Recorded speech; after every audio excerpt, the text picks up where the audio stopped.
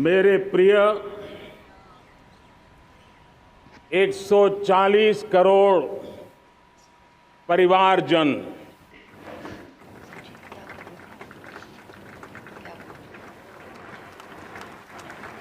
दुनिया का सबसे बड़ा लोकतंत्र और अब बहुत लोगों का अभिप्राय है कि जनसंख्या की दृष्टि से भी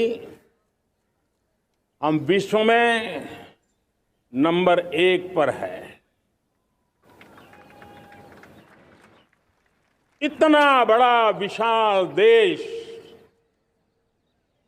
140 करोड़ देश के मेरे भाई बहन, मेरे परिवारजन आज आजादी का पर्व मना रहे हैं।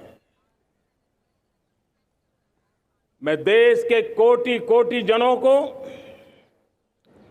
देश और दुनिया में भारत को प्यार करने वाले, भारत का सम्मान करने वाले, भारत का गौरव करने वाले कोटि कोटि जनों को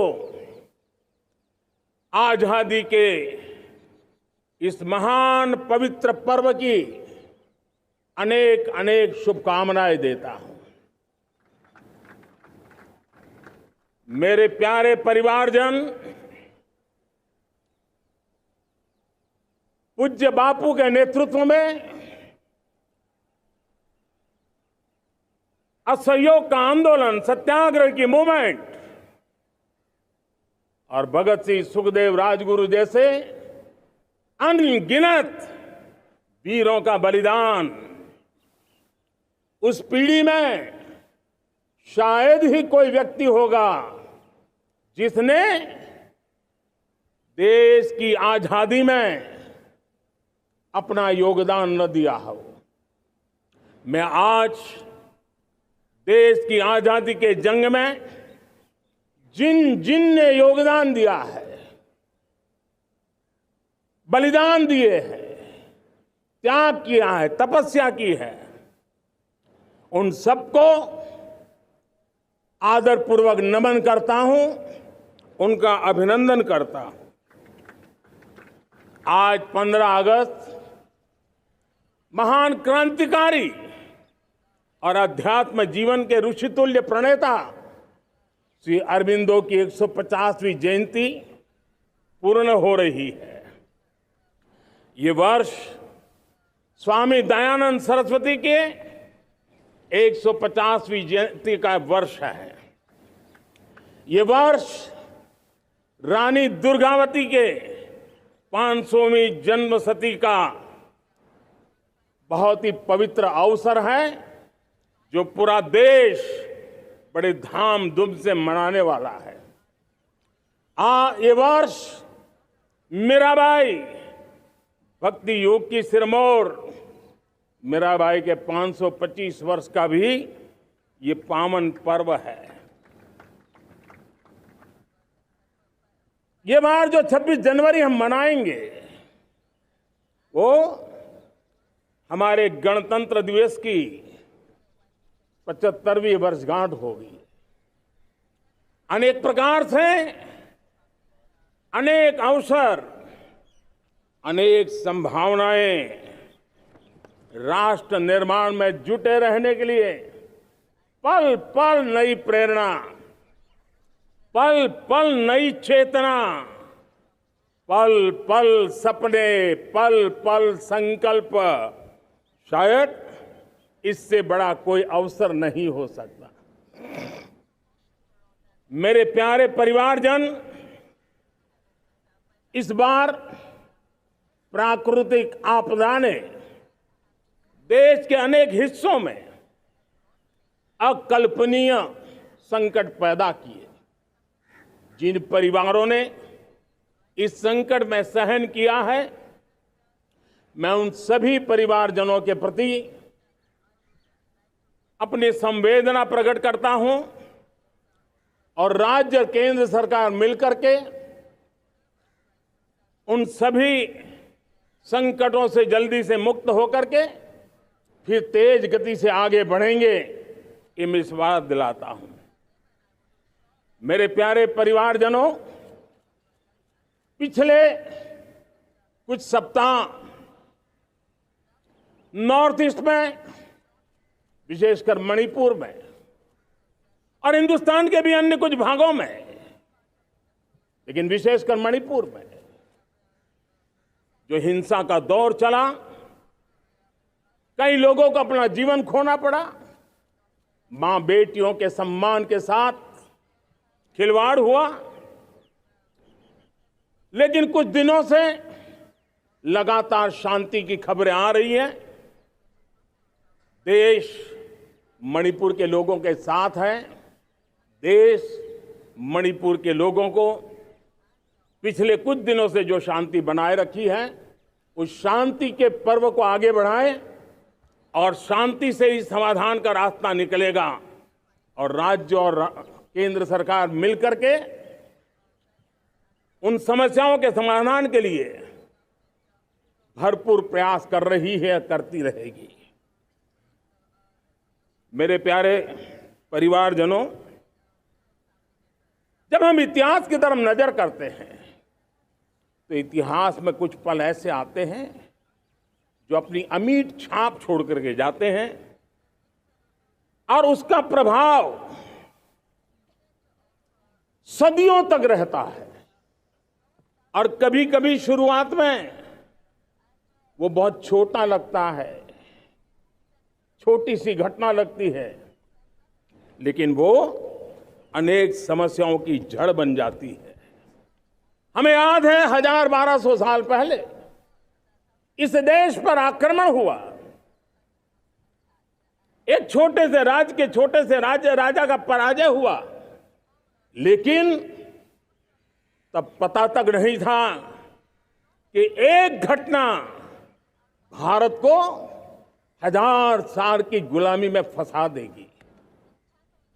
और हम गुलामी में जकड़ते गए,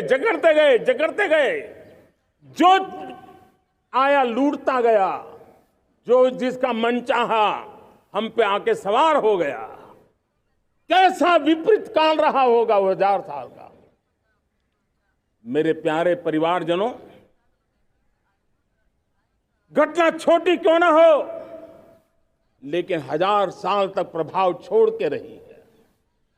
लेकिन मैं आज इस बात का जिक्र इसलिए करना चाहता हूं कि भारत के वीरों ने इस कालखंड में कोई भूभाग ऐसा नहीं था, कोई समय ऐसा नहीं था जब उन्होंने देश की आजादी के लौ को जलता न रखा हो, बलिदान की परंपरा न बनाई हो। मां भारती बेड़ियों से मुक्त होने के लिए उठ खड़ी हुई थी, जंजीरों को झकझोर रही थी और देश की नारी शक्ति, देश की युवा शक्ति, देश के किसान, देश के गांव के लोग, मजदूर, कोई हिंदुस्तानी ऐसा नहीं था जो आजादी के सपने को लेकर के जीता न हो। आजादी को पाने के लिए मर मिटने के लिए तैयार होने वालों की एक बड़ी फौज तैयार हो गई थी। जेलों में जवानी खपाने वाले अनेक महापुरुष हमारे देश की आजादी को, इन गुलामी की बेड़ियों को तोड़ने के लिए लगे हुए थे। मेरे प्यारे परिवारजनों,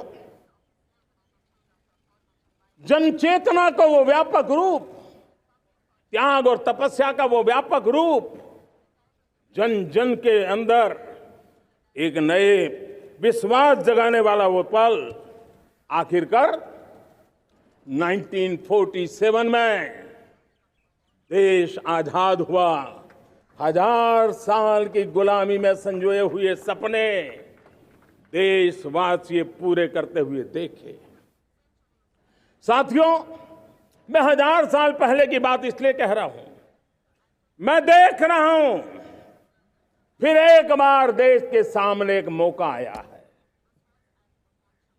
इस ऐसे कालखंड में हम जी रहे हैं, ऐसे कालखंड में हमने प्रवेश किया है और यह हमारा सौभाग्य है कि भारत के ऐसे अमृत काल में, यह अमृत काल का पहला वर्ष है, या तो हम जवानी में जी रहे हैं या हम मां भारती की गोद में जन्म ले चुके हैं। और ये कालखंड, मेरे शब्द लिख करके रखिए मेरे प्यारे परिवारजनों, इस कालखंड में जो हम करेंगे, जो कदम उठाएंगे, जितना त्याग करेंगे, तपस्या करेंगे, सर्वजन हिताय सर्वजन सुखाय, एक के बाद एक फैसले लेंगे, आने वाले 1000 साल का देश का स्वर्णिम इतिहास उससे अंकुरित होने वाला है। इस कालखंड में होने वाली घटनाएं आगामी 1000 साल के लिए इसका प्रभाव पैदा करने वाली है। गुलामी की मानसिकता से बाहर निकला हुआ देश पंच प्राण को समर्पित होकर के एक नए आत्मविश्वास के साथ आज आगे बढ़ रहा है। नए संकल्पों को सिद्ध करने के लिए वो जी जान से जुड़ रहा है।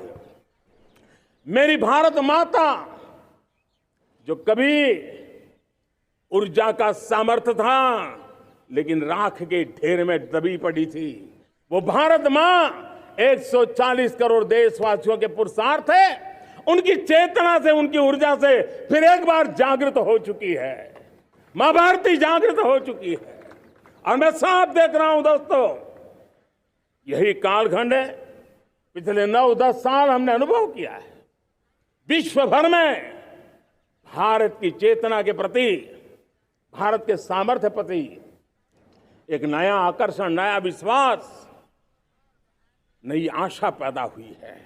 और ये प्रकाश पुंज जो भारत से उठा है, वो विश्व को उसमें अपने लिए ज्योति नजर आ रही है। विश्व को एक नया विश्वास पैदा हो रहा है। हमारा सौभाग्य है, कुछ ऐसी चीजें हमारे पास हैं जो हमारे पूर्वजों ने हमें विरासत में दी है और वर्तमान कालखंड ने गढ़ी है। आज हमारे पास डेमोग्राफी है, आज हमारे पास डेमोक्रेसी है, आज हमारे पास डाइवर्सिटी है। डेमोग्राफी, डेमोक्रेसी और डाइवर्सिटी की ये त्रिवेणी भारत के हर सपने को साकार करने का सामर्थ्य रखती है। आज पूरे विश्व में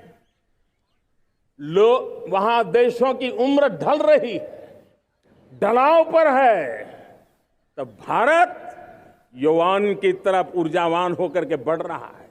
कितने बड़े गौरव का कालखंड है कि आज 30 साल की कम आयु की जनसंख्या दुनिया में सर्वाधिक कहीं है तो ये मेरे भारत मां की गोद में है, ये मेरे देश में है।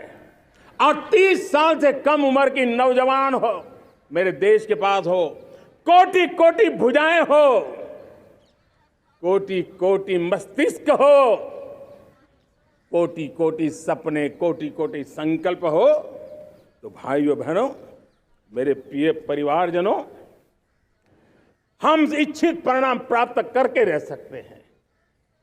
मेरे प्यारे परिवारजनों, देश का भाग्य ऐसी घटनाएं बदल देती है। यह सामर्थ्य देश के भाग्य को बदल देता है। भारत 1000 साल की गुलामी और आने वाले 1000 साल के भव्य भारत के बीच में पड़ाव पर हम खड़े हैं, एक ऐसी संधि पर खड़े हैं। और इसलिए अब हमें न रुकना है, न दुविधा में जीना है। मेरे प्यारे प्रिय परिवारजनों, हमें खोई हुई उस विरासत का गर्व करते हुए, खोई हुई समृद्धि को प्राप्त करते हुए, हमें फिर एक बार, और ये बात मान के चले, हम जो भी करेंगे, हम जो भी कदम उठाएंगे, हम जो भी फैसला लेंगे, वो अगले 1000 साल तक अपनी दिशा निर्धारित करने वाला है, भारत के भाग्य को लिखने वाला है। मैं आज मेरे देश के नौजवानों को, मेरे देश की बेटे बेटियों को ये जरूर कहना चाहूंगा, जो सौभाग्य आज मेरे युवाओं को मिला है, ऐसा सौभाग्य शायद ही किसी के नसीब होता है जो आपके नसीब हुआ है। और इसलिए हमें ये गंवाना नहीं है। युवा शक्ति पर मेरा भरोसा है, युवा शक्ति में सामर्थ्य है, और हमारी नीतियां, हमारी रीतियां भी उस युवा सामर्थ्य को और बल देने के लिए है। आज मेरे युवाओं ने दुनिया में पहले 3 स्टार्टअप इकोसिस्टम में भारत को स्थान दिला दिया है। विश्व के युवाओं को अचंभा हो रहा है भारत के इस सामर्थ्य को लेकर के, भारत की इस ताकत को देख करके।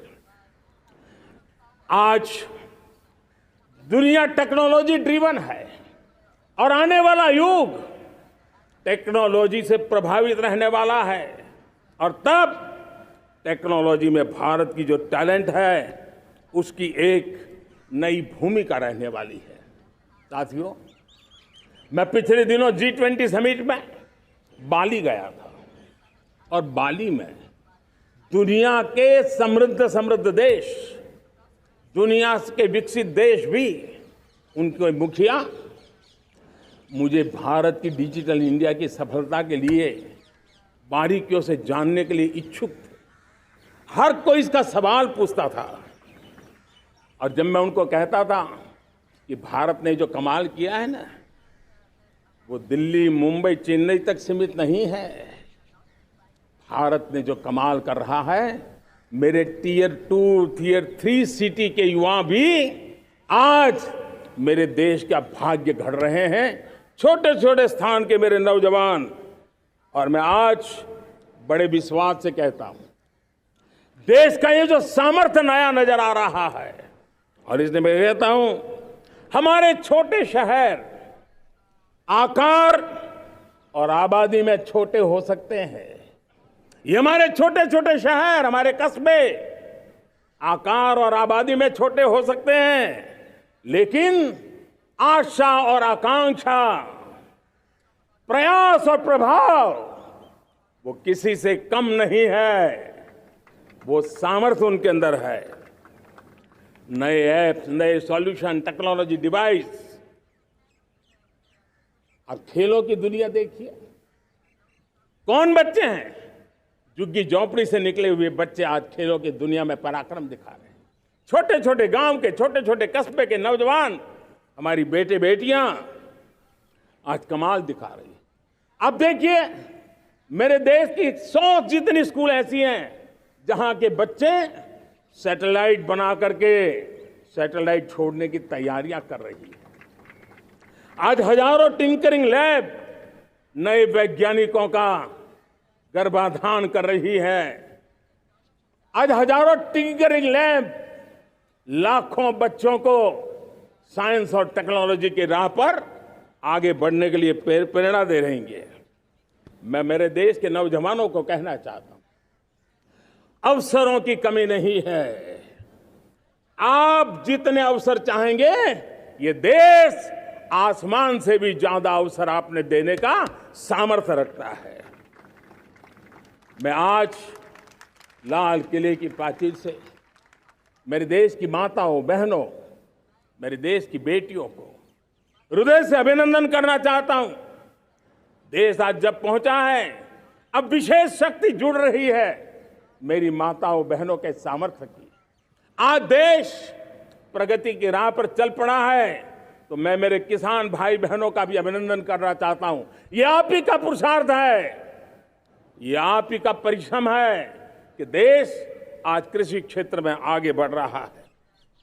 मैं मेरे मजदूरों का, मेरे श्रमिकों का, मेरे प्रिय परिवारजन, ऐसे कोटि कोटि श्रमिकों को आज मैं नमन करता हूं, उनका अभिनंदन कर रहा हूं। देश आज जो आधुनिकता की ओर बढ़ रहा है, विश्व की तुलना करने वाले सामर्थ्य के साथ नजर आ रहा है, उसके पीछे मेरे देश के मजदूरों का, मेरे देश के श्रमिकों का बहुत बड़ा योगदान है। आज समय कहता है कि लाल किले की प्राचीर से मैं उनका अभिनंदन करूं, उनका अभिवादन करूं, और ये मेरे परिवारजन 140 करोड़ देशवासी, मेरे इन श्रमिकों का, रेहड़ी पटरी वालों का, फूल सब्जी बेचने वालों का हम सम्मान करते हैं। मेरे देश को आगे बढ़ाने में, मेरे देश को प्रगति की नई ऊंचाई पर ले जाने में प्रोफेशनल्स की बहुत बड़ी भूमिका है, बढ़ती रही है। चाहे साइंटिस्ट हो, चाहे इंजीनियर्स हो, डॉक्टर्स हो, नर्सिस हो, शिक्षक हो, आचार्य हो, यूनिवर्सिटीज हो, गुरुकुल हो, हर कोई मां भारती का भविष्य उज्जवल बनाने के लिए अपनी पूरी ताकत से लगा हुआ है। मेरे प्यारे परिवारजनों, राष्ट्रीय चेतना वो एक ऐसा शब्द है जो हमें चिंताओं से मुक्त कर रहा है, और आज वो राष्ट्रीय चेतना ये सिद्ध कर रही है कि भारत का सबसे बड़ा सामर्थ्य बना है भरोसा, भारत का सबसे बड़ा सामर्थ्य बना है विश्वास। जन जन में हमारा विश्वास, जन जन का सरकार पर विश्वास, जन जन का देश के उज्जवल भविष्य पर विश्वास, और विश्व का भी भारत के प्रति विश्वास। ये विश्वास हमारी नीतियों का है, हमारी रीति का है। भारत के उज्जवल भविष्य को जिस निर्धारित मजबूत कदमों से हम आगे बढ़ा रहे हैं, उसका है। भाइयों बहनों, मेरे प्यारे परिवारजनों, ये बात निश्चित है कि भारत का सामर्थ्य और भारत की संभावनाएं विश्वास की नई बुलंदियों को पार करने वाली है, और ये विश्वास की नई बुलंदियां नए सामर्थ्यों को लेकर के चलनी चाह रही है। आज देश में G20 समिट के मेहमान नवाजी का भारत को अवसर मिला है। अब पिछले एक साल से हिंदुस्तान के हर कोने में जिस प्रकार से G20 के अनेक ऐसे आयोजन हुए, अनेक कार्यक्रम हुए हैं, उसने देश के सामान्य मानवी के सामर्थ्य को विश्व को परिचित करा दिया है, भारत की विविधता का परिचय कराया है, भारत की डायवर्सिटी को दुनिया अचंभे से देख रही है, और उसके कारण भारत के तरफ आकर्षण बढ़ा है, भारत को जानने की, समझने की इच्छा जगी है। उसी प्रकार से आप देखिए एक्सपोर्ट, आज भारत का एक्सपोर्ट के तेजी से बढ़ रहा है, और मैं कहना चाहता हूं दुनिया के एक्सपर्ट्स इन सारे मानदंडों के आधार पर कह रहे हैं कि अब भारत रुकने वाला नहीं है। दुनिया की कोई भी रेटिंग एजेंसी होगी वो भारत का गौरव कर रही है। कोरोना काल के बाद दुनिया एक नए सिरे से सोचने लगी, और मैं विश्वास से देख रहा हूं कि जिस प्रकार से द्वितीय महायुद्ध के बाद, द्वितीय विश्व युद्ध के बाद दुनिया ने एक नया वर्ल्ड ऑर्डर आकार लिया था, मैं साफ साफ देख रहा हूं कि कोरोना के बाद एक नया विश्व ऑर्डर, एक नया ग्लोबल ऑर्डर, एक नया जियोपॉलिटिकल इक्वेशन, ये बहुत तेजी से आगे बढ़ रहा है। जियोपॉलिटिकल इक्वेशन की सारे व्याख्याएं बदल रही है, परिभाषाएं बदल रही है, और मेरे प्यारे परिवारजनों, आप गौरव करेंगे। बदलते हुए विश्व को शेप देने में आज मेरे 140 करोड़ देशवासियों, आपका सामर्थ्य नजर आ रहा है। आप निर्णायक मोड़ पर खड़े हैं। और कोरोना काल में भारत ने जिस प्रकार से देश को आगे बढ़ाया, दुनिया ने हमारे सामर्थ्य को देखा है। जब दुनिया की सप्लाई चेन तहस नहस हो गई थी, बड़ी बड़ी अर्थव्यवस्थाओं पर दबाव था, उस समय भी हमने कहा था हमें विश्व का विकास देखना है तो मानव केंद्रीय होना चाहिए, मानवीय संवेदनाओं से भरा हुआ होना चाहिए, और तब जाकर के समस्याओं का सही समाधान निकालेंगे। और कोविड ने हमें सिखाया है या हमें मजबूर किया है, लेकिन मानवीय संवेदनाओं को छोड़ करके हम विश्व का कल्याण नहीं कर सकते। आज भारत ग्लोबल साउथ की आवाज बन रहा है। भारत की समृद्ध विरासत आज दुनिया के लिए एक अवसर बन रहा है। Global economy, global supply chain, इसमें भारत की हिस्सेदारी, मैं पक्का विश्वास से कहता हूं, आज जो भारत ने परिस्थिति पैदा हुई है, आज जो भारत ने कमाया है, वो दुनिया में स्थिरता की गारंटी लेकर के आया है। दोस्तों,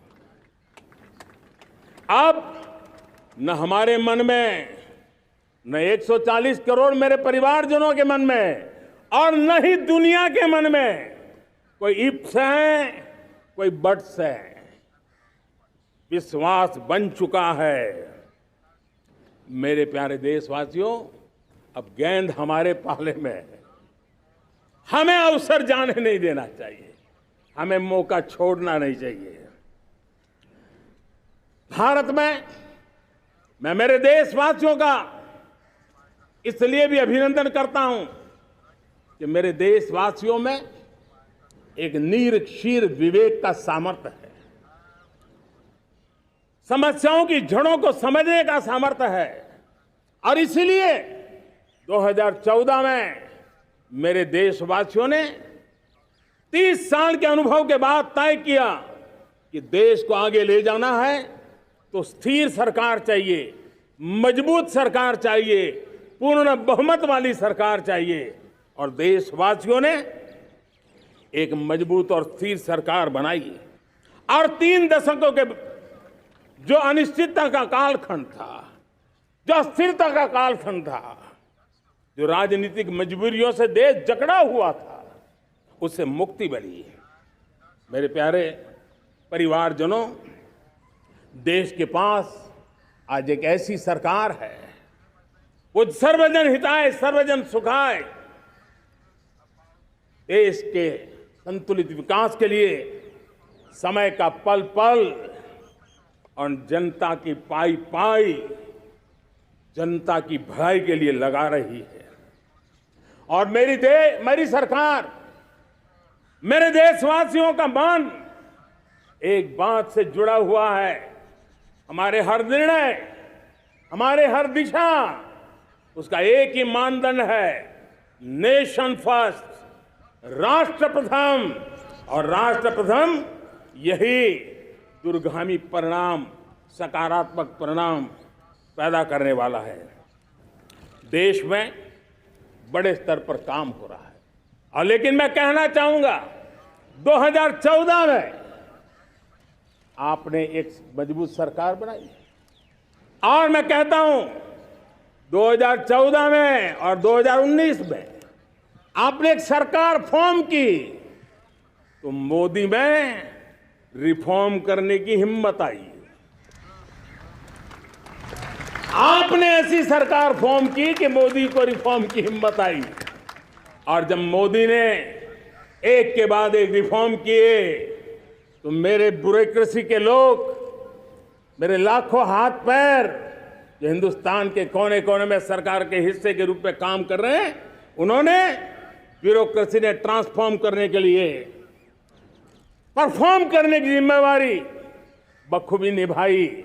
और उन्होंने परफॉर्म करके दिखाया, और जनता जनार्दन जुड़ गई, तो वो ट्रांसफॉर्म होता भी नजर आ रहा है। और इसलिए रिफॉर्म, परफॉर्म, ट्रांसफॉर्म, ये कालखंड अब भारत के भविष्य को गढ़ रहा है। और हमारी सोच, देश की उस ताकतों को बढ़ावा देने पर है जो आने वाले 1000 साल की नींव को मजबूत करने वाले हैं। दुनिया को युवा शक्ति की जरूरत है, युवा स्किल की जरूरत है। हमने अलग स्किल मिनिस्ट्री बनाई, वो भारत की आवश्यकताओं को तो पूरी करेगी, वो दुनिया की आवश्यकताओं को पूरी करने का भी सामर्थ्य रखेगी। हमने जल शक्ति मंत्रालय बनाया। मंत्रालय की बनाने की रचना को भी अगर कोई एनालिसिस करेगा ना, तो इस सरकार के मन मस्तिष्क को बड़े अच्छे ढंग से आप समझ पाएंगे। हमने जल शक्ति मंत्रालय बनाया। ये जल शक्ति मंत्रालय हमारे देश के एक एक देशवासियों को पीने का शुद्ध पानी पहुंचे, पर्यावरण की रक्षा के लिए पानी के प्रति संवेदनशील व्यवस्थाएं विकसित हो, उस पर हम बल रहे हैं। हमारे देश में कोरोना के बाद दुनिया देख रही है होलिस्टिक हेल्थ केयर, ये समय की मांग है। हमने अलग आयुष मंत्रालय बनाया और योग और आयुष आज दुनिया में अपना परचम लहरा रहे हैं। हमने दुनिया को हमारे कमिटमेंट के कारण विश्व का हमारे प्रति ध्यान गया है। अगर हम ही हमारे इस सामर्थ्य को नकार देंगे तो फिर दुनिया कैसे स्वीकार करेगी। लेकिन जब मंत्रालय बना तो दुनिया को भी उसका मूल्य समझ में आया। मत्स्य पालन, हमारा इतना बड़ा समुद्री तट, हमारे कोटि कोटि मछुआरे भाई बहन, उनका कल्याण भी हमारे दिलों में है। और इसलिए हमने अलग से मत्स्य पालन को लेकर के, पशुपालन को लेकर के, डेयरी को लेकर के अलग मंत्रालय की रचना की, ताकि समाज के जिस वर्ग के लोग पीछे रह गए उनको हम साथ दें। देश में सरकारी अर्थव्यवस्था के हिस्से होते हैं, लेकिन समाज की अर्थव्यवस्था का एक बड़ा हिस्सा है कोऑपरेटिव मूवमेंट। उसको बल देने के लिए, उसको आधुनिकता लाने के लिए और देश के कोने कोने में लोकतंत्र की एक सबसे बड़ी इकाई को मजबूत करने के लिए हमने अलग कोऑपरेटिव मंत्रालय बनाया। और वो हमारी सहकारी संस्थाएं उसका जाल बिछा रहा है, ताकि गरीब से गरीब की वहां सुनवाई हो, उसकी आवश्यकताओं की पूर्ति हो, और वो भी राष्ट्र के विकास की योगदान में एक छोटी इकाई का हिस्सा बनकर के उसमें वो योगदान दे रखें। हमने सहकार से समृद्धि का रास्ता अपनाया है। मेरे प्यारे परिवारजनों, जब हम लोग 14 में आए थे तो हम वैश्विक अर्थव्यवस्था में 10वें नंबर पर थे, और आज 140 करोड़ देशवासियों का पुरुषार्थ रंग लाया है कि हम विश्व की अर्थव्यवस्था में 5वें नंबर पर पहुंच चुके हैं। और ये ऐसे ही नहीं हुआ है। जो एक भ्रष्टाचार का राक्षस देश को दबोचे हुए थे, लाखों करोड़ के घोटाले अर्थव्यवस्था को डामाडोल कर रहे थे, गवर्नेंस फ्रेजाइल फाइल में देश की पहचान होने लगी थी, लीकेजेस को हमने बंद किया, मजबूत अर्थव्यवस्था बनाई। हमने गरीब कल्याण के लिए ज्यादा से ज्यादा धन खर्चने का प्रयास किया। और आज मैं देशवासियों को बताना चाहता हूं कि जब देश आर्थिक रूप से समृद्ध होता है तो सिर्फ तिजोरी नहीं भरती है, देश का सामर्थ्य बढ़ता है, देशवासियों का सामर्थ्य बढ़ता है। और तिजोरी का पाई पाई अगर ईमानदारी से जनता जनार्दन के लिए खर्च करने का संकल्प लेने वाली सरकार हो तो परिणाम के साथ है। मैं 10 साल का हिसाब तिरंगे की साक्षी में लाल किले की प्राचीर से मेरे देशवासियों को दे रहा हूं। आंकड़े देख करके आपको लगेगा इतना बड़ा बदलाव, इतना बड़ा सामर्थ्य। 10 साल पहले राज्यों को 30 लाख करोड़ रुपए भारत सरकार की तरफ से जाते थे। पिछले 9 साल में यह आंकड़ा 100 लाख करोड़ पर पहुंचा है। पहले स्थानीय निकाय के विकास के लिए भारत सरकार के खजाने से 70,000 करोड़ रुपया जाता था। आज वो 3 लाख करोड़ से भी ज्यादा जा रहा है। पहले गरीबों के घर बनाने के लिए 90,000 करोड़ रुपया खर्च होता था। आज वो 4 गुना होकर के 4 लाख करोड़ से भी ज्यादा खर्च गरीबों के घर बनाने के लिए हो रहा है। पहले गरीबों को यूरिया सस्ता मिले, जो यूरिया की बैग दुनिया के कुछ बाजारों में 3,000 में बिकती है, वो यूरिया की बैग मेरे किसानों को 300 में मिले। और इसलिए देश की सरकार 10 लाख करोड़ रुपया मेरे किसानों की यूरिया में सब्सिडी दे रहा है। मुद्रा योजना 20 लाख करोड़ रुपए, उससे भी ज्यादा मेरे देश के नौजवानों को स्वरोजगार के लिए, अपने व्यवसाय के लिए, अपने कारोबार के लिए दिए हैं। 8 करोड़ लोगों ने नया कारोबार शुरू किया है। और 8 करोड़ लोगों ने कारोबार शुरू किया है तो नहीं, हर कारोबारी ने एक या दो लोगों को रोजगार दिया है। 8 से 10 करोड़ नए लोगों को रोजगार देने का सामर्थ्य ये मुद्रा योजना से लाभ लेने वाले 8 करोड़ नागरिकों का रहा है। एमएसएमई को करीब 3.5 लाख करोड़ रुपए की मदद से कोरोना के संकट में भी उनको डूबने नहीं दिया, मरने नहीं दिया, उनको एक ताकत दी है। 1 रैंक 1 पेंशन मेरे देश के सेना के जवानों का एक सम्मान का विषय था। 70,000 करोड़ रुपया भारत की तिजोरी से आज पहुंचा है, मेरे निवृत्त सेना के नायकों के जेब में, उनके परिवार में पहुंचा है।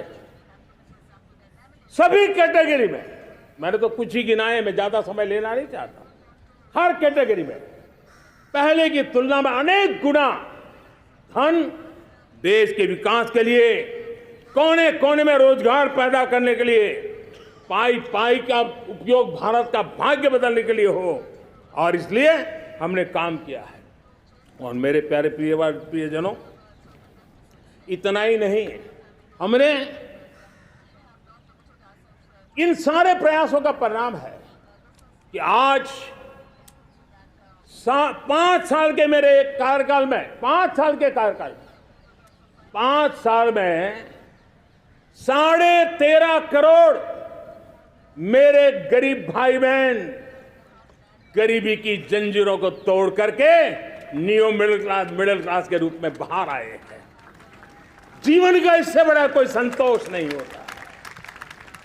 मेरे प्यारे प्रिय परिवारजनों, और जब 13.5 करोड़ लोग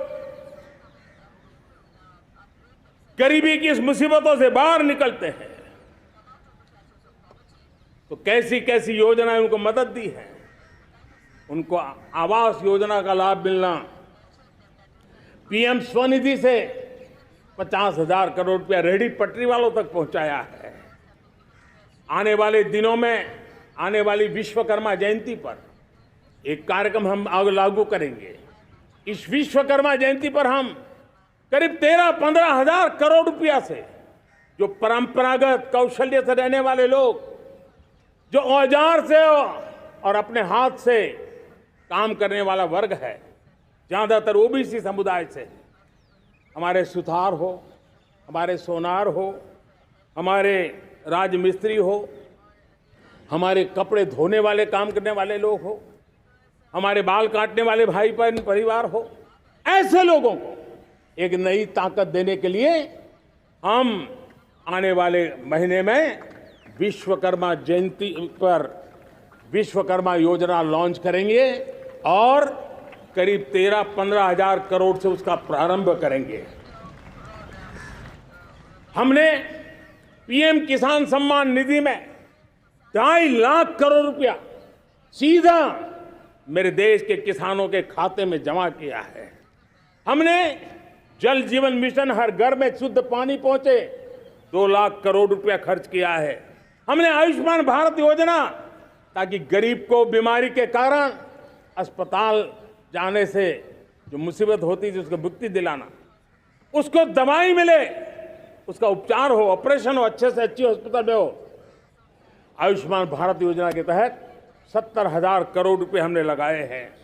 पशुधन, देश ने कोरोना वैक्सीन की बात तो देश को याद है, 40,000 करोड़ रुपए लगाए, वो तो याद है। लेकिन आपको जानकर के खुशी होगी, हमने पशुधन को बचाने के लिए करीब करीब 15,000 करोड़ रुपया पशुधन के टीकाकरण के लिए लगाया है।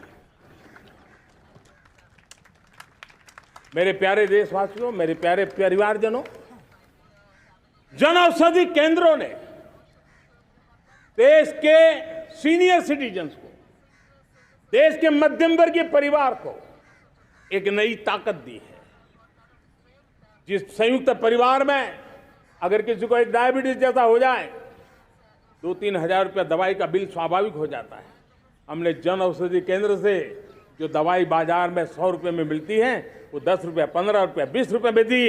और आज देश में 1000 जन औषधि केंद्रों से मेरे इन बीमारी में जिनको दवाई की जरूरत थी, ऐसे लोगों के करीब 20,000 करोड़ रुपया उनके जेब में बचा है।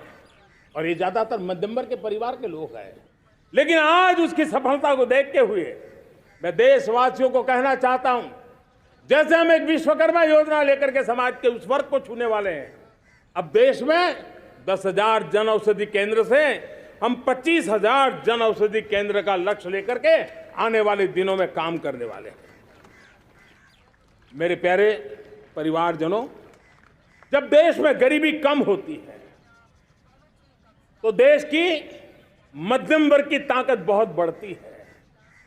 और अगर दुनिया में, और मैं आपको विश्वास दिलाता हूं, आने वाले 5 साल में मोदी का गारंटी है, देश पहले 3 वैश्विक इकोनॉमी में अपना जगह ले लेगा।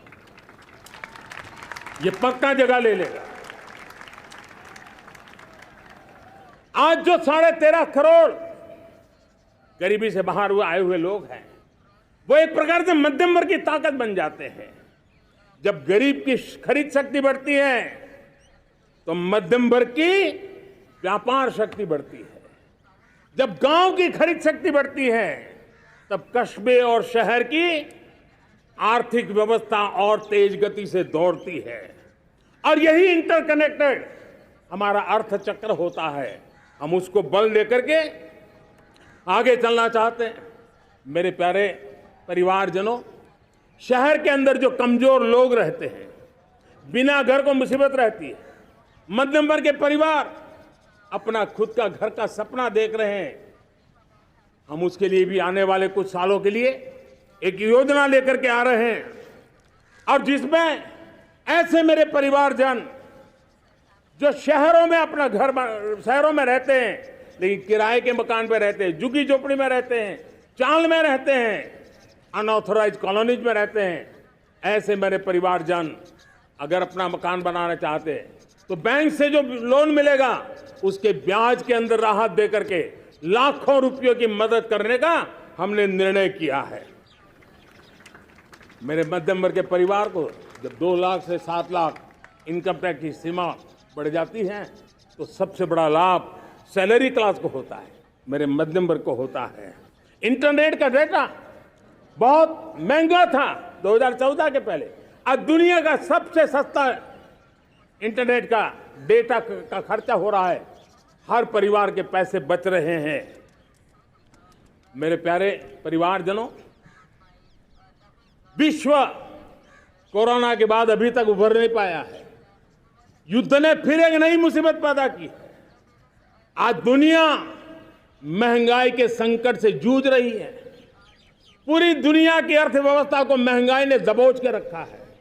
हम भी दुनिया से जिन सामान की जरूरत होती है लाते हैं, तो हमें सामान तो इंपोर्ट करते हैं। हमारा दुर्भाग्य है कि हमें महंगाई भी इंपोर्ट करनी पड़ती है, क्योंकि पूरी दुनिया को महंगाई ने जकड़ के रखा है। लेकिन मेरे प्यारे परिवारजनों, भारत ने महंगाई को नियंत्रित रखने के लिए भरसक प्रयास किए हैं। पिछले कालखंड की तुलना में हमें कुछ सफलता भी मिली है, लेकिन इतने से संतोष नहीं मान सकते। दुनिया से हमारी चीजें अच्छी है, इतने बात से हम सोच नहीं सकते। मुझे तो मेरे देशवासियों को महंगाई की बोझ कम से कम हो, इस दिशा में और भी कदम उठाने हैं और हम उस कदम को उठा के रहेंगे। मेरा प्रयास निरंतर जारी रहेगा। मेरे प्यारे परिवारजनों, आज देश अनेक क्षमताओं को लेकर के आगे बढ़ रहा है। देश आधुनिकता की तरफ आगे बढ़ने के लिए काम कर रहा है। आज देश रिन्यूएबल एनर्जी पे काम कर रहा है। आज देश ग्रीन हाइड्रोजन पे काम कर रहा है।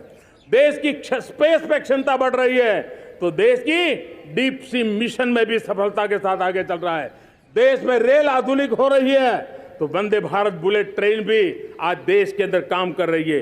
गांव गांव पक्की सड़कें बन रही है, तो इलेक्ट्रिक बसें, मेट्रो की रचना भी आज देश में हो रहे हैं। आज गांव गांव तक इंटरनेट पहुंच रहा है, तो क्वांटम कंप्यूटर के लिए भी देश तय कर रहता है। नैनो यूरिया, नैनो डीएपी, उस पर काम हो रहा है, तो दूसरी तरफ जैविक खेती पर भी हम बल दे रहे हैं। आज किसान उत्पादक संघ एफपीओ का निर्माण हो रहा है, तो हम सेमीकंडक्टर का भी निर्माण करने के लिए चाह रहे हैं। हम दिव्यांग जनों के लिए एक सुगम भारत के निर्माण के लिए काम करते हैं, तो हम पैरालंपिक में भी हिंदुस्तान का तिरंगा झंडा गाड़ने के लिए मेरे दिव्यांग जनों को सामर्थ्यवान बना रहे हैं। हम खिलाड़ियों को स्पेशल ट्रेनिंग दे रहे हैं।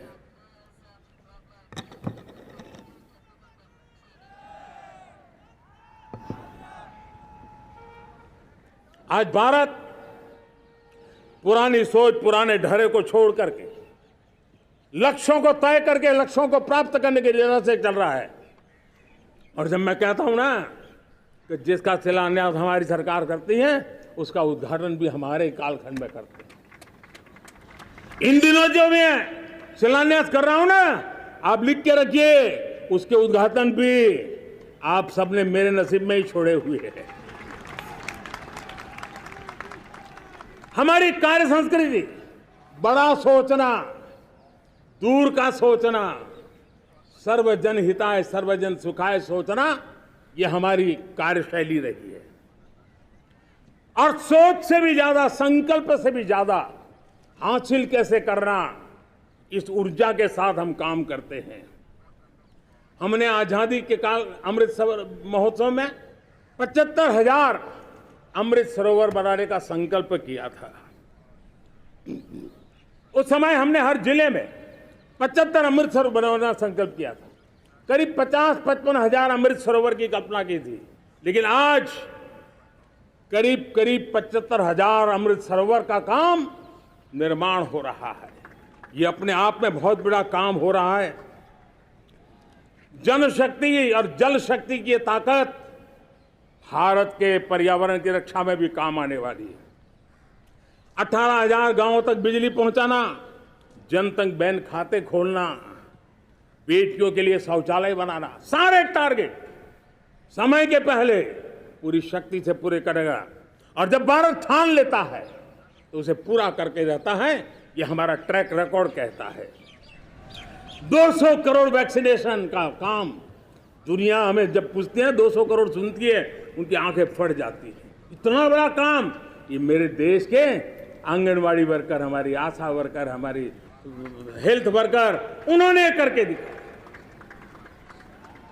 यह मेरे देश का सामर्थ्य है।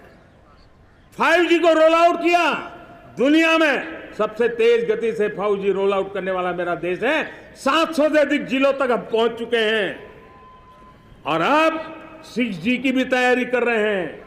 हमने टास्क फोर्स बना दिया है। रिन्यूएबल एनर्जी, हम टारगेट से पहले चले हैं। हमने रिन्यूएबल एनर्जी 2030 का जो टारगेट तय किया था, 21-22 में इसको पूरा कर दिया। हमने इथेनॉल में 20% ब्लेंडिंग की बात कही थी, वो भी हमने समय से 5 साल पहले पूरा कर दिया। हमने $500 बिलियन के एक्सपोर्ट की बात की थी, वो भी समय के पहले $500 बिलियन से ज्यादा कर दिया। हमने तय किया, जो हमारे देश में 25 साल से चर्चा हो रही थी कि देश में नई संसद बने, पार्लियामेंट का कोई सत्र ऐसा नहीं था नई संसद के। ये मोदी है, समय के पहले नई संसद बना करके रख दिया। मेरे प्यारे भाई बहनों, ये काम करने वाली सरकार है, निर्धारित लक्ष्यों को पार करने वाली सरकार है। ये नया भारत है, ये आत्मविश्वास से भरा हुआ भारत है। ये संकल्पों को चरितार्थ करने के लिए जी जान से जुटा हुआ भारत है। और इसलिए ये भारत न रुकता है, ये भारत न थकता है, ये भारत न हाँफता है और न ही ये भारत हारता है। और इसलिए मेरे प्यारे परिवारजनों, आर्थिक शक्ति बढ़ी है तो हमारी सामरिक शक्ति को भी एक नई ताकत मिली है। हमारी सीमाएं पहले से अधिक सुरक्षित हुई है और मेरे सीमा पर बैठे हुए मेरे जवान जो देश की सीमाओं की रक्षा कर रहे हैं और मेरे देश की आंतरिक सुरक्षा के संभालने वाले यूनिफॉर्म फोर्सेस, मैं आजादी के इस पावन पर्व पर उनको भी अनेक अनेक बधाई देते हुए मेरी बात को आगे बढ़ाता हूं। सेना का अधिकरण हो, हमारी सेना युवा बने, हमारी सेना बैटल के लिए रेडी, युद्ध योग्य बने, इसलिए निरंतर रिफॉर्म का काम आज हमारी सेना में हो रहा है। मेरे प्यारे परिवारजनों, आए दिन हम लोग सुना करते थे, यहां बम धमाका हुआ, वहां बम धमाका हुआ, हर जगह पे लिखा हुआ रहता था कि इस बैग को मत छूना, अनाउंसमेंट होते रहते थे। आज देश सुरक्षा की अनुभूति कर रहा है और जब सुरक्षा होती है, शांति होती है, तो प्रगति के नए अरमान हम पूरे कर सकते हैं। उसको लिए सीरियल बम धमाके का जमाना बीती हुई बात हो गई है। निर्दोषों के जो मौत होते थे तो बीते हुए कल की बात हो गई है। आज देश में आतंकी हमलों में भारी कमी आई है। नक्सल प्रभावित क्षेत्रों में भी बहुत बड़ा बदलाव आया है, बहुत बड़ा परिवर्तन का एक वातावरण बना है। मेरे प्यारे परिवारजनों, प्रगति के हर चीज में, लेकिन जब 2047 हम एक विकसित भारत का सपना लेकर के चल रहे हैं तब, और वो सपना नहीं, 140 करोड़ देशवासियों का संकल्प है और उस संकल्प को सिद्ध करने के लिए परिश्रम की पराकाष्ठा भी है। और उसकी सबसे बड़ी ताकत होती है वो राष्ट्रीय चरित्र होता है। दुनिया में जिन जिन देशों ने प्रगति की है, दुनिया में जो जो देश संकटों से वो पार करके निकले हैं, उसमें हर चीज के साथ साथ एक महत्वपूर्ण कैटलिक एजेंट रहा है, वो राष्ट्रीय चरित्र रहा है। और हमें राष्ट्रीय चरित्र के लिए और बल देते हुए हमें आगे बढ़ना होगा। हमारा देश, हमारा राष्ट्रीय चरित्र ओजस्वी हो, तेजस्वी हो, पुरुषार्थी हो, पराक्रमी हो, प्रखर हो, ये हम सबका सामूहिक दायित्व है। और आने वाले 25 साल हम एक ही मंत्र को लेकर चले, ये हमारे राष्ट्रीय चरित्र के सिरमौर होना चाहिए। एकता का संदेश, भारत की एकता को जीना, भारत की एकता को आंच आए, न ऐसी मेरी भाषा होगी, न ऐसा मेरा कोई कदम होगा।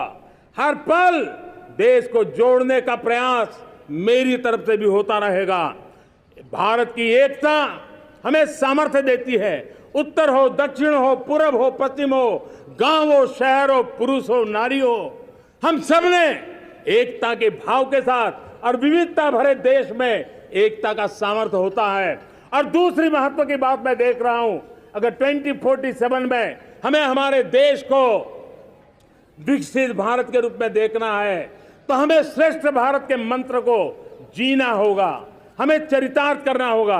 अब हमारे प्रोडक्शन में, मैंने 2014 में कहा था जीरो डिफेक्ट, जीरो इफेक्ट। दुनिया के किसी भी टेबल पर मेक इन इंडिया चीज हो तो दुनिया को विश्वास होना चाहिए, इससे बेहतर दुनिया में कुछ नहीं हो सकता है। ये अल्टीमेट होगा। हमारी हर चीज, हमारी सर्विसेज होगी तो श्रेष्ठ होगी, हमारे शब्द की ताकत होगी तो श्रेष्ठ होगी, हमारी संस्थाएं होगी तो श्रेष्ठ होगी, हमारी निर्णय प्रक्रियाएं होगी तो श्रेष्ठ होगी। ये श्रेष्ठता का भाव लेकर के हमें चलना होगा। तीसरी बात है, देश में आगे बढ़ाने के लिए एक अतिरिक्त शक्ति का सामर्थ्य भारत को आगे ले जाने वाला है, और वो है विमेन लेड डेवलपमेंट। आज भारत गर्व से कह सकता है कि दुनिया में नागरिक उड्डयन में अगर किसी एक देश में सबसे ज्यादा विमेन पायलट हैं तो मेरे देश में है। आज चंद्रयान की गति हो, मून मिशन की बात हो, मेरी विमेन साइंटिस्ट उसका नेतृत्व कर रहे हैं। आज विमेन सेल्फ हेल्प ग्रुप हो, मेरी 2 करोड़ लखपति दीदी का लक्ष्य लेकर के आज विमेन सेल्फ हेल्प ग्रुप पे हम काम कर रहे हैं। हम हमारी नारी शक्ति के सामर्थ्य को बढ़ावा देते हुए विमेन लेड डेवलपमेंट के, और जब G20 में मैंने विमेन लेड डेवलपमेंट के विषय को आगे बढ़ाया है तो पूरा G20 समूह इसके महत्व को स्वीकार कर रहा है, और उसके महत्व को स्वीकार कर करके वो उसको बहुत बल दे रहे हैं। उसी प्रकार से भारत विविधताओं से भरा देश है। असंतुलित विकास के हम शिकार रहे हैं। मेरा पराया का के कारण हमारे देश के कुछ हिस्से उसके शिकार रहे हैं। अब हमें रीजनल एस्पिरेशंस को, संतुलित विकास को बल देना है, और रीजनल एस्पिरेशंस को लेकर के उस भावना को हमें सम्मान देते हुए, जैसे हमारी भारत माँ का कोई, हमारा शरीर का कोई अंग अगर अविकसित रहे तो हमारा शरीर विकसित नहीं माना जाएगा। हमारा शरीर का कोई अंग दुर्बल रहे तो हमारा शरीर स्वस्थ नहीं माना जाएगा। वैसे ही मेरी भारत माता, उसका कोई एक भूभाग भी, समाज का कोई तबका भी अगर दुर्बल रहे तो मेरी भारत माता समर्थ है, स्वस्थ है, ऐसा बैठ करके हम नहीं बैठ सकते। और इसलिए रीजनल एस्पिरेशंस को हमने एड्रेस करने की आवश्यकता है, और इसलिए हम समाज का सर्वांगीण विकास हो, सर्वस्पर्शी विकास हो, भूभाग के हर क्षेत्र को उसकी अपनी ताकत को खिलने का अवसर मिले, उस दिशा में आगे बढ़ना चाहते हैं। मेरे प्यारे परिवारजनों, भारत एक मदर ऑफ डेमोक्रेसी है। भारत मॉडल ऑफ डाइवर्सिटी भी है। भाषाएं अनेक हैं, बोलियां अनेक हैं, परिधान अनेक हैं, विविधताएं बहुत है। हमने उन सारे लोगों को आधार पर आगे बढ़ना है। मेरे प्यारे परिवारजनों, देश के जब मैं एकता की बात करता हूं, तब अगर घटना मणिपुर में होती है तो पीड़ा महाराष्ट्र में होती है। अगर बाढ़ आसाम में आती है तो बेचैन केरला हो जाता है। हिंदुस्तान के किसी भी हिस्से में कुछ भी हो, हम एक अंगांगी भाव की अनुभूति करते हैं। मेरे देश की बेटियों पर जुल्म न हो, यह हमारा सामाजिक भी दायित्व है, यह हमारा पारिवारिक दायित्व भी है, और ये देश के नाते हम सबका दायित्व है।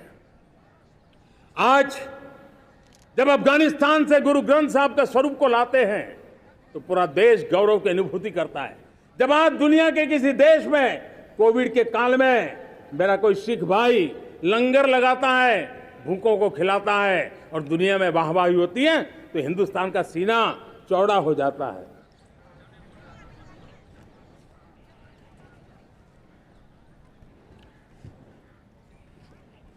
मेरे प्यारे परिवारजनों, हमारे लिए जब नारी सम्मान की बात करते हैं, मुझे अभी एक देश में दौरा कर रहा था, तो वहाँ एक बहुत ही सीनियर मिनिस्टर, उसने मुझे एक सवाल पूछा। उसने कहा, आपके यहाँ बेटियाँ साइंस और इंजीनियरिंग के विषयों की पढ़ाई करती हैं क्या? उसमें क्या था? मैंने उनको कहा, आज मेरे देश में लड़कों से ज़्यादा बेटियाँ आज स्टेम यानी साइंस, टेक्नोलॉजी, इंजीनियरिंग और मैथ्स, अधिकतम भाग मेरी बेटियां ले रही। तो उनके लिए अचरज था। ये सामर्थ्य आज हमारे देश का देख रहा है। मेरे प्यारे परिवारजनों, आज 10 करोड़ महिलाएं विमेन सेल्फ हेल्प में जुड़ी हुई है। और वीमेन सेल्फ हेल्प ग्रुप के साथ आप गांव में जाएंगे तो आपको बैंक वाली दीदी मिलेगी, आपको आंगनवाड़ी वाली दीदी मिलेगी, आपको दवाई देने वाली दीदी मिलेगी। और अब मेरा सपना है 2 करोड़ लखपति दीदी बनाने का, गांव में 2 करोड़ लखपति दीदी। और इसके लिए एक नया अभिगम भेजा, साइंस और टेक्नोलॉजी। हमारे गांव की महिलाओं का भी सामर्थ्य देखता हूं मैं, और इसलिए हम एक नई योजना सोच रहे हैं कि हमारे एग्रीकल्चर सेक्टर में टेक्नोलॉजी आए, एग्रीटेक को बल मिले। इसलिए विमेन सेल्फ हेल्प ग्रुप की बहनों को हम ट्रेनिंग देंगे, ड्रोन चलाने की, ड्रोन रिपेयरिंग की हम ट्रेनिंग देंगे, और हजारों ऐसे विमेन सेल्फ हेल्प ग्रुप को भारत सरकार ड्रोन देगी, ट्रेनिंग देगी, और हमारे एग्रीकल्चर के काम में ड्रोन की सेवाएं उपलब्ध हो। इसके लिए हम शुरुआत करेंगे। प्रारंभ हम 15,000 विमेन सेल्फ हेल्प ग्रुप के द्वारा ये ड्रोन की उड़ान का हम आरंभ कर रहे हैं। मुझे विश्वास है कि इसके कारण हमारे परिवारजनों का, मेरे प्यारे परिवारजनों, आज देश आधुनिकता की तरफ बढ़ रहा है। हाईवे हो, रेलवे हो, एयरवे हो, हाईवेज हो, इंफॉर्मेशन वेज, वाटरवेज हो, कोई क्षेत्र ऐसा नहीं है जिस क्षेत्र को आगे बढ़ाने की दिशा में आज देश काम न करता हो। पिछले 9 वर्ष में तटीय क्षेत्रों में हमने, आदिवासी क्षेत्र में, हमारे पहाड़ी क्षेत्र में विकास को बहुत बढ़ दिया है। हमने पर्वतमाला, भारतमाला ऐसी योजनाओं के द्वारा समाज के उस वर्ग को हमने बल दिया है। हमने गैस की पाइपलाइन से हमारे पूर्वी भारत को जोड़ने का काम किया है। हमने अस्पतालों की संख्या बढ़ाई है, हमने डॉक्टर की सीटें बढ़ाई है ताकि हमारे बच्चे डॉक्टर बनने का सपना पूरा कर सके। हमने मातृभाषा में पढ़ाने पर बल दिया है, अब मातृभाषा में वो पढ़ाई कर सके उस दिशा में। और मैं भारत के सुप्रीम कोर्ट का भी धन्यवाद करता हूं कि भारत की सुप्रीम कोर्ट ने कहा है कि आप जो जजमेंट देंगे उसका जो ऑपरेटिव पार्ट होगा वो जो अदालत में आया है उसकी भाषा में उसको उपलब्ध होगा। मातृभाषा का महात्म्य आज बढ़ रहा है। मेरे प्यारे भाई परिवारजनों, आज तक हमारे देश के जो बॉर्डर विलेज हैं, हमने वाइब्रेंट बॉर्डर विलेज का एक कार्यक्रम शुरू किया है। और वाइब्रेंट बॉर्डर विलेज, अब तक इसके लिए कहा जाता था देश के आखिरी गांव। हमने उस पूरी सोच को बदला है। वो देश का आखिरी गांव नहीं है, सीमा पर जो नजर आ रहा है वो मेरे देश का पहला गांव है। अगर सूरज उगता है पूरब में तो उस तरफ के गांव में पहली सूरज की किरण आती है। अगर सूरज ढलता है तो इस तरफ के गांव में आखिरी किरण उसका लाभ मिलता है। ये मेरे पहले गांव है और मुझे खुशी है कि आज मेरे इस कार्यक्रम के विशेष मेहमान, ये जो पहले गांव है, सीमावर्ती गांव है, उसके 600 प्रधान आज इस लाल किले की प्राचीर के इस महत्वपूर्ण कार्यक्रम का हिस्सा बनने के लिए आए। पहली बार वो इतनी दूर तक आए हैं, नए संकल्प और सामर्थ्य के साथ जुड़ने के लिए आया है। मेरे प्यारे परिवारजनों, हमने संतुलित विकास के लिए एस्पिरेशनल डिस्ट्रिक्ट, एस्पिरेशनल ब्लॉक की कल्पना की और आज उसके सुखद परिणाम मिल रहे हैं। आज राज्य के जो नॉर्मल पैरामीटर्स हैं, जो एस्पिरेशनल डिस्ट्रिक्ट कभी बहुत पीछे थे, वो आज राज्य में भी अच्छा करने लग गए हैं। और मुझे विश्वास है कि आने वाले दिनों में ये हमारे आकांक्षी जिले, हमारे आकांक्षी बॉल अवश्य आगे बढ़ेंगे।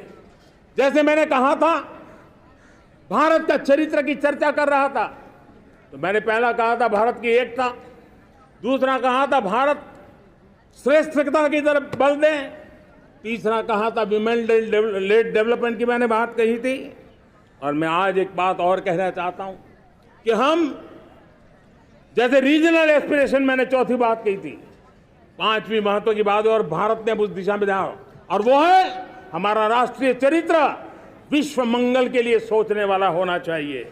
हमें देश को इतना मजबूत बनाना है जो विश्व मंगल के लिए भी अपनी भूमिका अदा करे। और आज कोरोना के बाद मैं देख रहा हूं जिस प्रकार से संकट की घड़ी में देश ने दुनिया की मदद की, उसका परिणाम है कि आज दुनिया में हमारा देश एक विश्व मित्र के रूप में, विश्व का अटूट साथी के रूप में आज मेरे देश की पहचान बनी है। हमें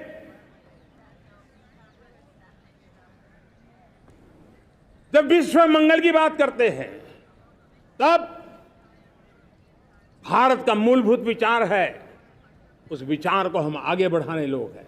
और मुझे खुशी है कि आज अमेरिकी संसद के भी कई चुने हुए गणमान्य प्रतिनिधि भी आज हमारे 15 अगस्त के इस अवसर में हमारे बीच में मौजूद है। भारत की सोच कैसी है, हम विश्व मंगल की बात को कैसे आगे बढ़ाते हैं। अब देखिए, हम जब सोचते हैं तो क्या कहते हैं, हमने दुनिया के सामने ये दर्शन रखा है और दुनिया उस दर्शन को लेकर के हमारे साथ जुड़ रही है। हमने कहा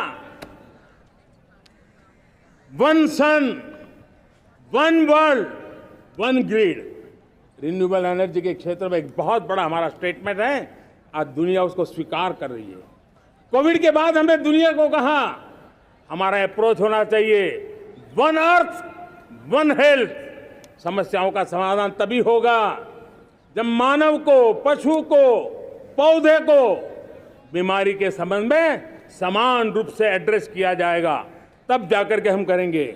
हमने G20 समिट के लिए दुनिया के सामने कहा है one world, one family, one future.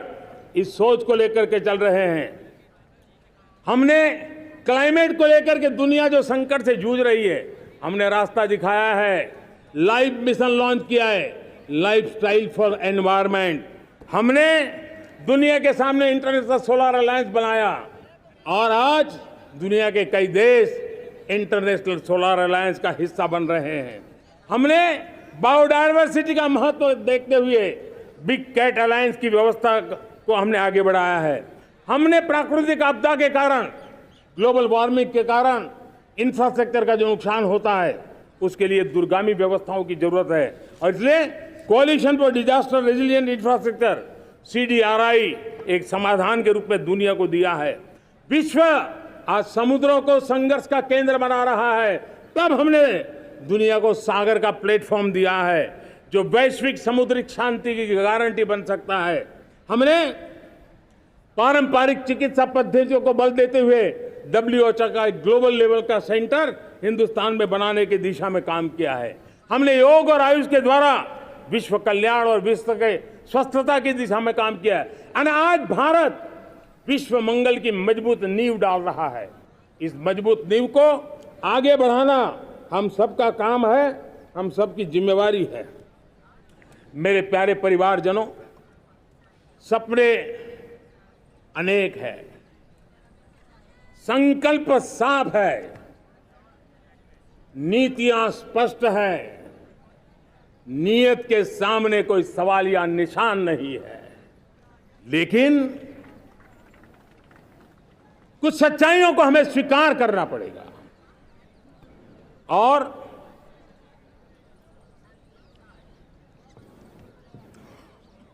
उसके समाधान के लिए मेरे प्रिय परिवारजनों, मैं आज लाल किले से आपकी मदद मांगने आया हूं। मैं लाल किले से आपके आशीर्वाद मांगने आया हूं, क्योंकि पिछले सालों मैंने देश को जो समझा है, देश की आवश्यकताओं को जो मैंने परखा है, और अनुभव के आधार पर मैं कह रहा हूं कि आज गंभीरतापूर्वक उन चीजों को हमें लेना होगा। आजादी के अमृत काल में 2047 में जब देश आजादी के 100 साल मनाएगा, उस समय दुनिया में भारत का तिरंगा झंडा विकसित भारत का तिरंगा झंडा होना चाहिए।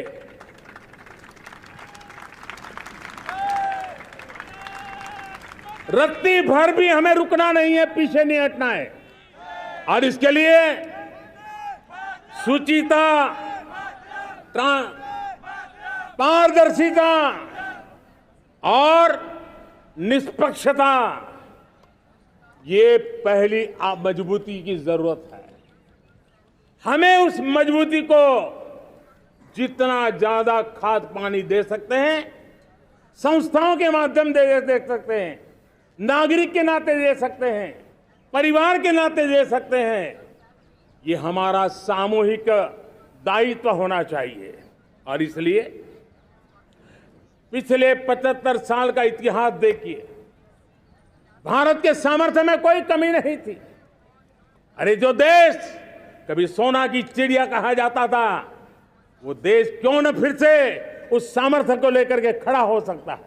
मेरा अटूट विश्वास है साथियों, मेरे प्रिय परिवारजनों, मेरा अखंड अटूट एक निष्ठ विश्वास है कि 2047 में जब देश आजादी के 100 साल मनाएगा, मेरा देश विकसित भारत बन के रहेगा। और ये मैं मेरे देश के सामर्थ्य के आधार पर कह रहा हूं, मेरे उपलब्ध संसाधनों के आधार पर कह रहा हूं, और सबसे ज्यादा 30 से कम आयु वाली मेरी युवा शक्ति के भरोसे कह रहा हूं, मेरी माताओं बहनों के सामर्थ्य के भरोसे कह रहा हूं। लेकिन उसके सामने अगर कोई रुकावट है, कुछ विकृतियां पिछले 75 साल में ऐसे घर कर गई है, हमारी समाज व्यवस्था का ऐसा हिस्सा बन गई है कि कभी कभी तो हम आंख भी बंद कर देते हैं। अब आंख बंद करने का समय नहीं है। अगर सपनों को सिद्ध करना है, संकल्प को पार करना है, तो हमें ये आंख मिचौली बंद करके, आंख में आंख मिला करके 3 बुराइयों से लड़ना बहुत समय की मांग है। हमारे देश की सारी समस्याओं की जड़ में भ्रष्टाचार ने दिमक की तरह देश की सारी व्यवस्थाओं को, देश के सामर्थ्य को पूरी तरह नोच लिया है। भ्रष्टाचार से मुक्ति, भ्रष्टाचार के खिलाफ जंग हर इकाई में, हर क्षेत्र में। और मैं देशवासियों, मेरे प्रिय परिवारजनों, ये मोदी के जीवन का कमिटमेंट है। ये मेरे व्यक्तित्व का एक कमिटमेंट है कि मैं भ्रष्टाचार के खिलाफ लड़ाई लड़ता रहूंगा। दूसरा, हमारे देश को नोच लिया है परिवारवाद ने। इस परिवारवाद ने देश को जिस प्रकार से जकड़ के रखा है, उसने देश के लोगों का हक छीना है। और तीसरी बुराई तुष्टीकरण की है। ये तुष्टीकरण में भी देश के मूलभूत चिंतन को, देश के सर्व समावेशक हमारे राष्ट्रीय चरित्र को दाग लगा दिए, तहस नहस कर दिया है इन लोगों ने। और इसलिए मेरे प्यारे देशवासियों, इसलिए मेरे प्यारे परिवारजनों, हमें इन 3 बुराइयों के खिलाफ पूरे सामर्थ्य के साथ लड़ना है। भ्रष्टाचार, परिवारवाद, तुष्टीकरण, ये चुनौतियां हमारे, ये ऐसी चीजें पनपी है जो हमारे देश के लोगों का जो आकांक्षा है उसका दमन करती है। हमारे देश के कुछ लोगों के पास जो छोटा मोटा सामर्थ्य है उसका शोषण करती है। ये ऐसी चीजें हैं जो हमारे लोगों की आशा आकांक्षाओं को सवाल या निशान में गाड़ देती है। हमारे गरीब हो, हमारे दलित हो, हमारे पिछड़े हो, हमारे पसमानदा हो, हमारे आदिवासी भाई बहन हो, हमारी माताएं बहनें हो, हमने सबने उनके हकों के लिए इन 3 बुराइयों से मुक्ति पानी है। हमें भ्रष्टाचार के खिलाफ एक नफरत का माहौल बनाना है। जैसे गंदगी हमें नफरत पैदा करती है ना मन में, गंदगी पसंद नहीं है, ये सार्वजनिक जीवन की इससे बड़ी कोई गंदगी नहीं हो सकती। और इसलिए हमारे स्वच्छता अभियान को एक नया मोड़ ये भी देना है कि हमें भ्रष्टाचार से मुक्ति पानी है। सरकार टेक्नोलॉजी से भ्रष्टाचार की मुक्ति के लिए बहुत प्रयास कर रही है। आपको जानकर के हैरानी होगी, इस देश में पिछले 9 साल में एक काम मैंने ऐसे किया, आंकड़ा सुनोगे तो लोग कहेंगे मोदी ऐसा करता है, जैसे 10 करोड़ लोग करीब करीब जो गलत फायदा उठाते थे वो मैंने रोक दिया। तो आप में से कोई कहेगा आपने लोगों से अन्याय कर दिया। जी नहीं, ये 10 करोड़ कौन लोग थे? ये 10 करोड़ वो लोग थे जिनका जन्म ही नहीं हुआ था और उनके नाम पर उनके विडो हो जाते थे, वो वृद्ध हो जाते थे, वो दिव्यांग हो जाते थे, फायदे लिए जाते थे। 10 करोड़ ऐसे बेनामी जो चीजें चलती थी उसको रोकने का पवित्र काम, भ्रष्टाचारियों की संपत्ति जो हमने जब्त की है ना, वो पहले की तुलना में 20 गुना ज्यादा की है। मेरे प्यारे परिवारजनों, ये आपकी कमाई का पैसा लोग लेकर के भागे थे, 20 गुना ज्यादा संपत्ति को जब्त करने का। और इसलिए लोगों की मेरे प्रति नाराजगी होना बहुत स्वाभाविक है, लेकिन मुझे भ्रष्टाचार के खिलाफ की लड़ाई को आगे बढ़ाना है। हमारे सरकारी व्यवस्था ने पहले कैमरा के सामने तो कुछ हो जाता था, लेकिन बाद में चीजें अटक जाती थी। हमने पहले की तुलना में कई गुना ज्यादा अदालत में चार्जशीट की है और अब जमानतें भी नहीं मिलती हैं। वैसी पक्की व्यवस्था को लेकर के हम आगे बढ़ रहे हैं, क्योंकि हम ईमानदारी से भ्रष्टाचार के खिलाफ लड़ रहे हैं। आज परिवारवाद और तुष्टीकरण, इसने देश का बहुत बड़ा दुर्भाग्य किया है। अब लोकतंत्र में ये कैसे हो सकता है कि पॉलिटिकल पार्टी, और मैं विशेष बल दे रहा हूं पॉलिटिकल पार्टी, आज मेरे देश के लोकतंत्र में एक ऐसी विकृति आई है जो कभी भारत के लोकतंत्र को मजबूती नहीं दे सकती। और वो क्या है बीमारी? परिवारवादी पार्टियां। और उनका तो मंत्र क्या है? Party of the family, by the family and for the family. इनका तो जीवन मंत्र यही है कि उनकी पॉलिटिकल पार्टी, उनका राजनीतिक दल परिवार का, परिवार के द्वारा और परिवार के लिए, परिवारवाद और भाई भतीजावाद प्रतिभाओं के दुश्मन होते हैं, योग्यता को नकारते हैं, सामर्थ्य को स्वीकार नहीं करते हैं। और इसलिए परिवारवाद इस देश के लोकतंत्र की मजबूती के लिए उसकी मुक्ति जरूरी है। सर्वजन हिताय सर्वजन सुखाय, हर किसी को हक मिले इसलिए, और सामाजिक न्याय के लिए भी ये बहुत। उसी प्रकार से तुष्टीकरण ने सामाजिक न्याय का सबसे बड़ा नुकसान किया। अगर सामाजिक न्याय को तबाह किसने किया है तो ये तुष्टीकरण की सोच, तुष्टीकरण की राजनीति, तुष्टीकरण का सरकारी योजनाओं का तरीका, इसने सामाजिक न्याय को मौत के घाट उतार दिया है। और इसलिए हमें तुष्टीकरण, भ्रष्टाचार, ये विकास का सबसे बड़ा दुश्मन है।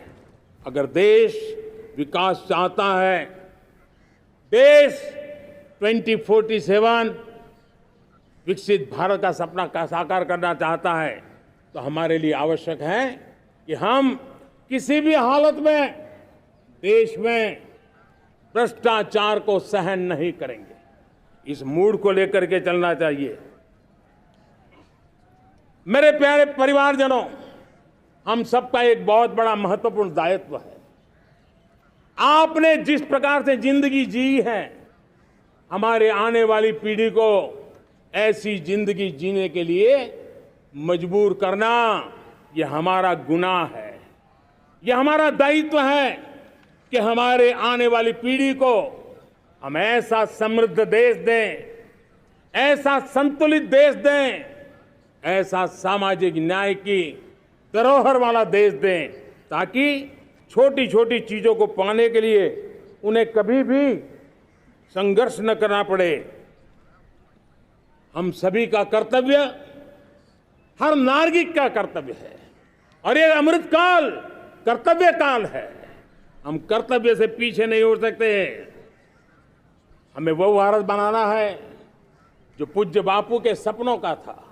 हमें वो भारत बनाना है जो हमारे स्वतंत्र सेनानियों का सपना था। हमें वो भारत बनाना है जो हमारे वीर शहीदों का था, हमारी वीरांगनाओं का था, जिन्होंने मातृभूमि के लिए अपना जीवन दे दिया था। मेरे प्यारे परिवारजनों, मैं जब 2014 में आपके पास आया था, तब 2014 में मैं परिवर्तन का वादा लेकर के आया था।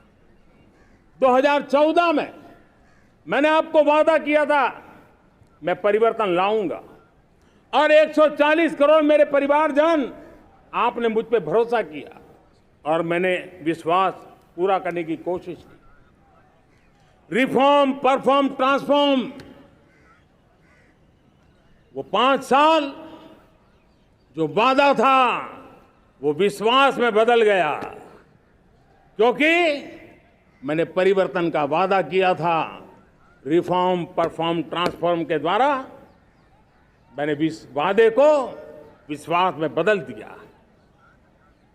कठोर परिश्रम किया है, देश के लिए किया है, शान से किया है, सिर्फ और सिर्फ नेशन फर्स्ट, राष्ट्र सर्वोपरि, इस भाव से किया है। 2019 में परफॉर्मेंस के आधार पर आप सबने मुझे फिर से आशीर्वाद दिया। परिवर्तन का वादा मुझे यहां ले आया, परफॉर्मेंस मुझे दोबारा ले आया, और आने वाले 5 साल अभूतपूर्व विकास के हैं। 2047 के सपने को साकार करने का सबसे बड़ा स्वर्णिम पल आने वाले 5 साल है। और अगली बार 15 अगस्त को इसी लाल किले से मैं आपको देश की उपलब्धियां, आपके सामर्थ्य, आपके संकल्प, उसमें हुई प्रगति, उसकी जो सफलता है, उसके गौरवगान, उससे भी अधिक आत्मविश्वास के सामने, आपके सामने मैं प्रस्तुत करूंगा। मेरे प्यारे प्रियजनों, मेरे परिवारजनों, मैं आप में से आता हूं, मैं आपके बीच से निकला हूं, मैं आपके लिए जीता हूं। अगर मुझे सपना भी आता है तो आपके लिए आता है। अगर मैं पसीना भी बहाता हूं तो आपके लिए बहाता हूं, क्योंकि इसलिए नहीं कि आपने मुझे दायित्व दिया है, मैं इसलिए कर रहा हूं कि आप मेरे परिवारजन हैं, और आपके परिवार के सदस्य के नाते मैं आपके किसी दुख को देख नहीं सकता हूं, मैं आपके सपनों को चूर चूर होते नहीं देख सकता हूं, मैं आपके संकल्प को सिद्धि तक ले जाने के लिए आपका एक साथी बन करके, आपका एक सेवक बन करके, आपके साथ जुड़े रहने का, आपके साथ जीने का, आपके लिए जूझने का मैं संकल्प लेकर के चला हुआ इंसान हूं। और मुझे विश्वास है, हमारे पूर्वजों ने आजादी के लिए जो जंग लड़ा था, जो सपने देखे थे, वो सपने हमारे साथ है। आजादी के जंग में जिन्होंने बलिदान दिया था, उनके आशीर्वाद हमारे साथ है और 140 करोड़ देशवासियों को एक ऐसा अवसर आया है। ये अवसर हमारे लिए एक बहुत बड़ा संबल लेकर के आया है और इसलिए मेरे प्यारे प्रियजनों, आज जब मैं अमृतकाल में आपके साथ बात कर रहा हूं, ये अमृतकाल का पहला वर्ष है।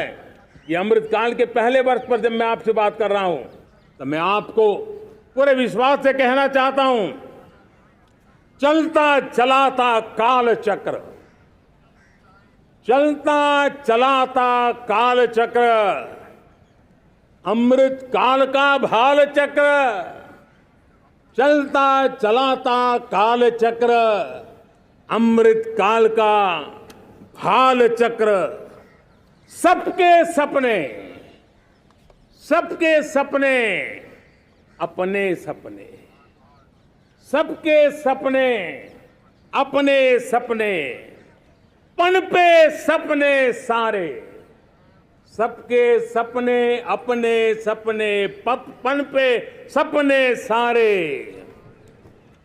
धीर चले वीर चले, धीर चले वीर चले, चले युवा हमारे, धीर चले वीर चले, चले युवा हमारे, नीति सही, नीति सही, रीति नहीं, नीति सही, रीति नहीं, गति सही, गति सही, राह नहीं, गति सही, राह नहीं।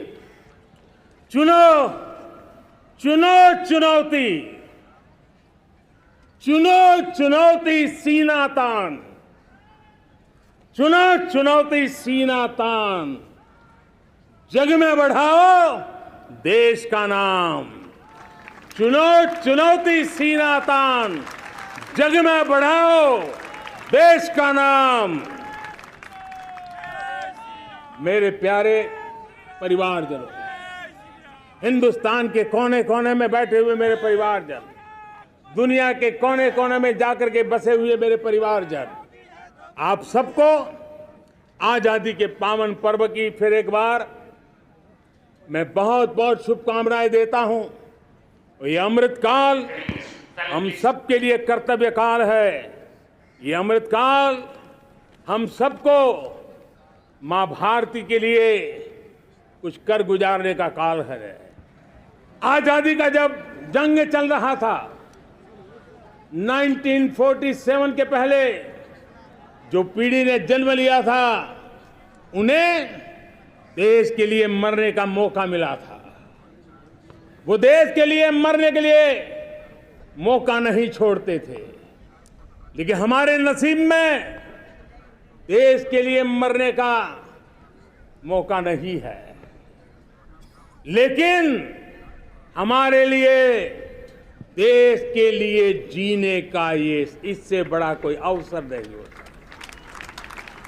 हमें पल पल देश के लिए जीना है। इसी संकल्प के साथ इस अमृतकाल में 140 करोड़ देशवासियों के सपने संकल्प भी बनाने हैं। 140 करोड़ देशवासियों के संकल्प को सिद्धि में भी परिवर्तित करना है और 2047 का जब तिरंगा झंडा फहरेगा तो विश्व एक विकसित भारत का गुणगान करता होगा। इसी विश्वास के साथ, इसी संकल्प के साथ मैं आप सबको अनेक अनेक शुभकामनाएं देता हूं, बहुत बहुत बधाई देता हूं।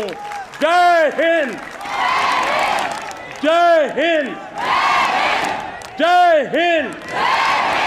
भारत माता की, भारत माता की, भारत माता की। वंदे वंदे वंदे। बहुत बहुत धन्यवाद।